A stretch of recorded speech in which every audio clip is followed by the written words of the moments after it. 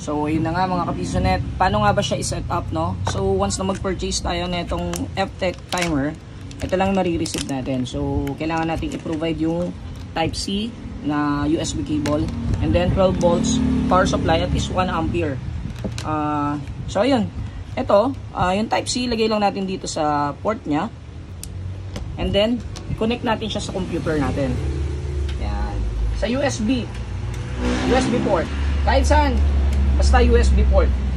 And then, syempre, itong 12 volts power supply natin, yan, i-plug din natin siya sa port niya. Hindi naman yan hindi naman tayo malilito dyan eh. And then, ito, itong coin slot wire, ayan, alam nyo naman yung coin slot wire, pag bumili tayo ng coin slot, free naman yan sa package ng coin slot. So, ayun, yung negative sa unahan, sa gitna yung positive, and then yung coin counter sa gitna. And then, para, kung naisip nyo naman na malilito kayo, nandito naman din yan sa box. Ayan o, may diagram siya.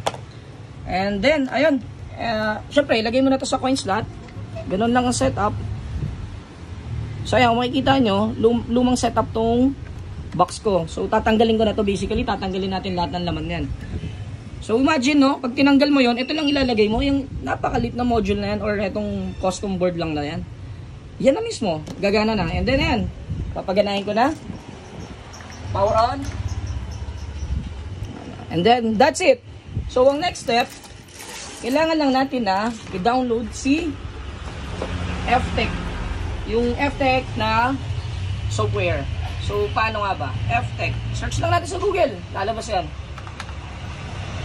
Ayan, home. FTech. Sorry. Hindi. FTech timer.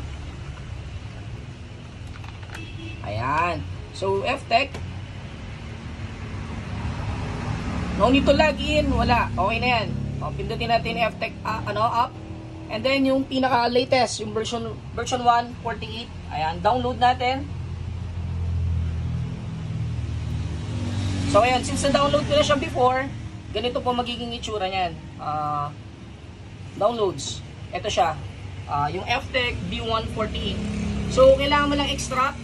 Right-click sa computer, then extract to FTech. Once ma-extract mo yan, magagawa siya ng folder, and then ito na siya.